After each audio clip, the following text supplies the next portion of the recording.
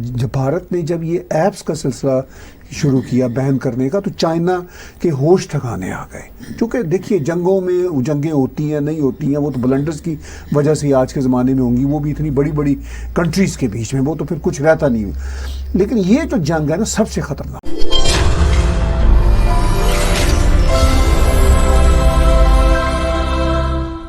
China کا جو aggressive رویہ ہے وہ میں سمجھتا ہوں کہ چائنا کی فرسٹریشن کی وجہ سے ہے. آپ نے بات کی کہ بھارت کو بہت سارے مشکلات کا سامنا بالکل ہے, کووڈ کی وجہ سے پوری دنیا کو ہے. چائنا کو بھی کم مشکلات کا سامنا نہیں ہے اس وقت, چونکہ چائنا پوری دنیا میں اپنے کاروبار کو پھیلا چکا ہوا تھا. اب وہ پوری دنیا ان کے کاروبار کو سکیڑ رہی ہے. ایک تو کووڈ کی وجہ بنی کہ چائنا نے جس طرح دنیا کو مس گائیڈ یا مس لیڈ کیا, ایک تو یہ دنیا اس سے انوائے تھی.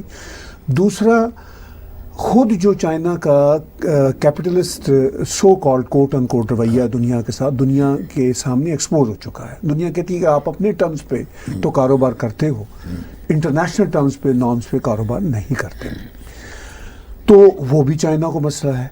تیسرا دنیا پوری کی اکانومی اگر افیکٹ جیسا کہ ہو رہی ہے وہ الٹیمیٹلی چائنا کی بھی افیکٹ ہوگی, چونکہ چائنا کافی بڑا سپلائر رہا ہے دنیا بھر کا, افریقہ سے لے کے نارتھ امریکہ تک, اپنی چھوٹی چیزیں بڑی چیزیں بیچنے میں. تو چائنا کو یہ اندازہ ہے کہ بھئی میں جس مقام تک پہنچ چکا تھا وہ میں دھڑام سے نیچے گر رہا ہوں. اوپر سے جو دنیا کی پالیسیاں ہیں, چاہے ویسٹ ہو چاہے ایون افریقہ ہو, وہ بھی چائنا کے خلاف ہوتی جا رہی ہیں, اور وہ کوئی ایک دو سالوں کے لیے نہیں ہے, وہ لمبے عرصے کے لیے ہیں. تو چائنا کی یہ جو فرسٹریشن ہے اس وجہ سے اس نے ٹیسٹ کیا تھا واٹر اپنے ریجن میں اپنے مسلز دکھا کے, وہ بھی اس بار اس کو مہنگا پڑا. اس کو اندازہ ہوا جب بھارت نے جب یہ ایپس کا سلسلہ شروع کیا بین کرنے کا تو چائنا کے ہوش ٹھکانے آ گئے. چونکہ دیکھیے جنگوں میں جنگیں ہوتی ہیں نہیں ہوتی ہیں, وہ تو بلنڈرز کی وجہ سے آج کے زمانے میں ہوں گی, وہ بھی اتنی بڑی بڑی کنٹریز کے بیچ میں, وہ تو پھر کچھ رہتا نہیں. لیکن یہ جو جنگ ہے نا سب سے خطرناک وہ چائنا کو اس کا ہوا. آپ نے کہا کہ پاکستان کا آپ نے بیچ میں ذکر کیا, پاکستان کی تو آج ہی دو بڑی خبریں ہیں. دیکھیے ہاتھی کے دانت کھانے کے اور دکھانے کے اور والی بات ہوتی ہے. عمران خان کہتے ہیں کہ بھئی ہماری تو اکانومی چل رہی ہے ان کے اوپر, لیکن خبر یہ ہے کہ صدر زی نے پاکستان کا دورہ ہی کینسل کر دیا ہے. اور اس کے پیچھے پاکستان کے جو کمنٹیٹرز ہیں وہ یہ کہہ رہے ہیں کہ جی یہ جو سی پیک ہے اس سلسلہ میں چائنیز خوش نہیں ہے. نہ صرف پاکستان کے کمنٹیٹر کہہ رہے ہیں, جو چائنا کے ایمبیسڈر ہیں پاکستان میں انہوں نے کہا ہے کہ سی پیک چائنا کی توقعات کے مطابق ایکسپیکٹیشن کے مطابق آگے نہیں جا رہا. تو اس کا میسج یہ ہے کہ صدر زی نے پاکستان آ کر کیا کرنا ہے, یہ ہے گراؤنڈ ریئلٹی. انفیکٹ اب عمران خان کا وہ ہاتھی کے دانت کھانے کے اور دکھانے کے اور والی بات ہے, وہ یہ کہنا کہ ہماری اکانومی پر ڈیپینڈ کر رہی ہے, وہ مجبوری ہے. ایک تو یہ ہے کہ اکانومی پاکستان کی ہے ہی نہیں کوئی, جتنی بھی ہے وہاں سے قرضہ تھوڑا بہت آتا ہے, مگر جو اکانومی ان کی چلا کرتی تھی مڈل ایسٹ یا امریکہ کے سر پہ, تو وہ تو ان کو کوئی پریشر نہیں ہوتا تھا, وہ قرضے نہیں ہوتے تھے, وہ تو خیراتیں ہوتی تھی, وہ تو مطلب چیریٹی ہوتی تھی, ٹھیک ہے نا, کچھ کام کر. اب ان کے تو وہ قرضے ہیں اور بہت ہی ہائی ریٹ انٹرسٹ پہ ہیں. صرف ہائی ریٹ انٹرسٹ ہی نہیں ہے, ان کے ساتھ پتہ نہیں کیا کیا خفیہ معاہدے ہیں جو ٹیریٹوریل کلیمز کے ہیں.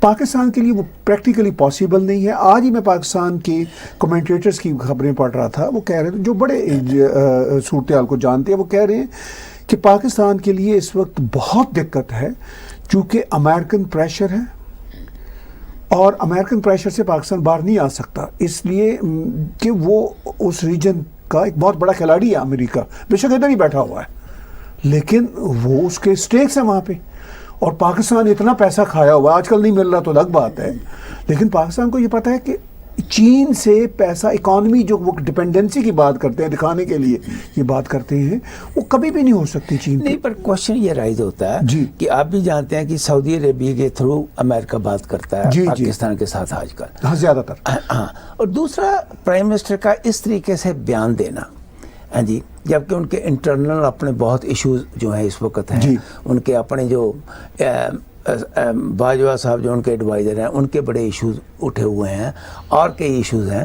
تو اس قسم کا بیان دینے میں پاکستان کیا شو کر رہا ہے انڈیا کو کہ نہیں جی ہم اور چائنا بالکل ایک ہے؟ نہیں, واٹ واز دا ریزن؟ دیکھیے ایک تو وہ انڈیا کو بھی شو کر رہا ہے, ایک فیکٹر اس میں ہے. دوسرا فیکٹر وہ اپنی پبلک کنزمپشن کے لیے کام کرتے ہیں, چونکہ جو بھی سرکاریں ہوتی ہیں نا ان کی سب سے بڑی مجبوری ان کی اپنی جنتا ہوتی ہے.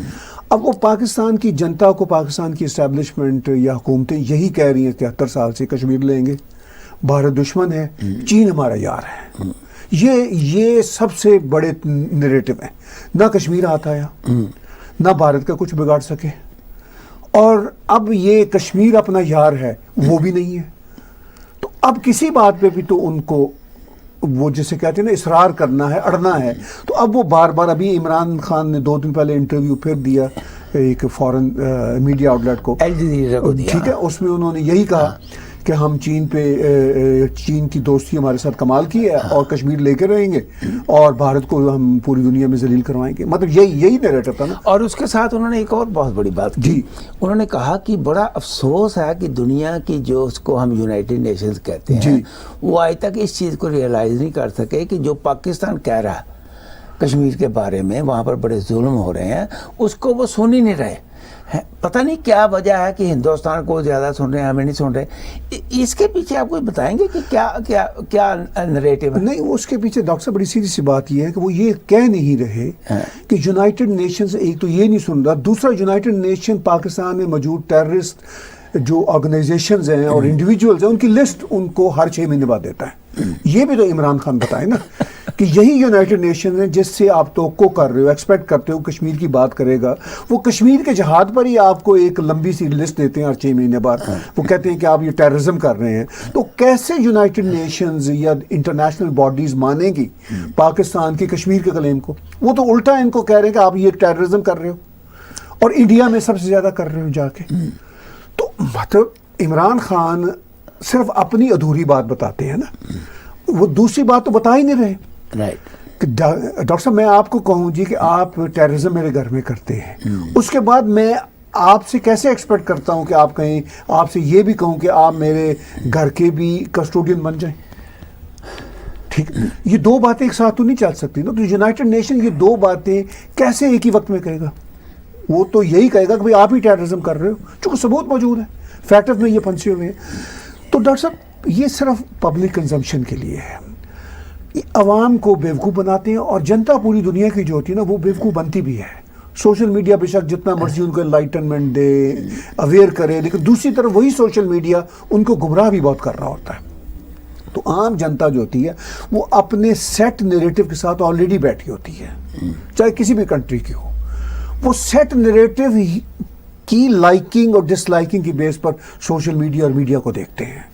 ایسا نہیں ہوتا کہ وہ اس کو دیکھ کے بدلیں. وہ یہ ہوتا ہے کہ جو ان کا آلریڈی سیٹ نیریٹو ہے جنتا کا, وہ اس کے مطابق ہی چیزیں ڈھونڈتے ہیں اور اپنی بات کو, اپنے آرگومنٹ کو آگے بڑھاتے ہیں.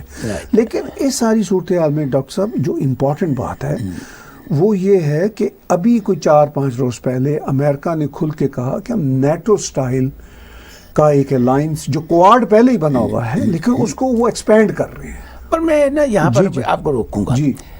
ایک طرف تو ہم بات کر رہے ہیں کہ امریکہ اور مطلب اور کنٹریز کا مل کے چائنا کے اگینسٹ ہم وہاں پر ایک آرمی, ناٹو کی طرح ایک آرمی کا یونٹ بنائیں, مطلب یونین بنائیں گے.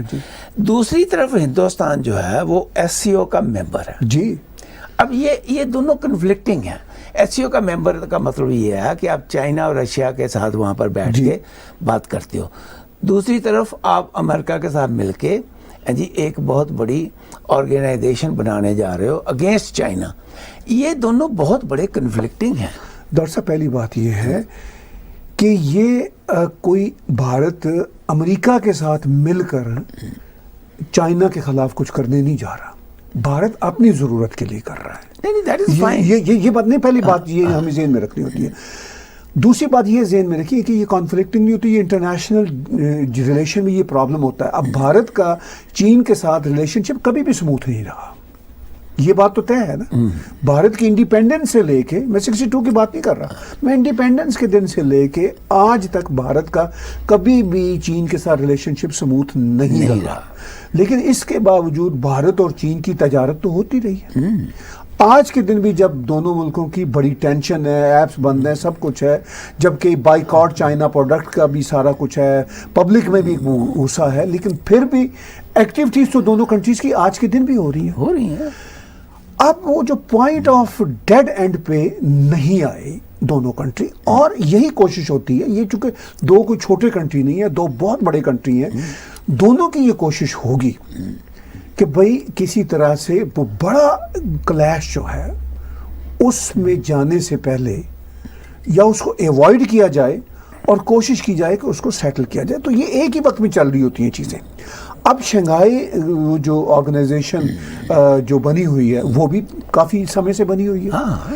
اچھا, اس میں بھی بیٹھتا, ایک اور تھی وہ ایشیا کا بنا ہوا تھا, مجھے نام بھول گیا اس کا, ایک اور گروپ بنا ہوا تھا, ٹھیک ہے, اس میں بھی بات نہیں بنی. اس میں بھی پرائم منسٹر نریندر مودی نے لاسٹ ٹائم جانے سے انکار کر دیا. اب دیکھیے پیچھے سے ڈپلومیٹک ڈورز بھی کھلے ہوتے ہیں نیشنز کے درمیان, وہ تو چین اور امریکہ کے بھی کھلے رہتے ہیں. اگر یہ ڈور بند ہونے ہوتے ہیں نا ڈاکٹر صاحب, تو اس کا ایک سمپل طریقہ ہوتا ہے, ایمبیسیز بند ہو جاتی ہیں ٹوٹل.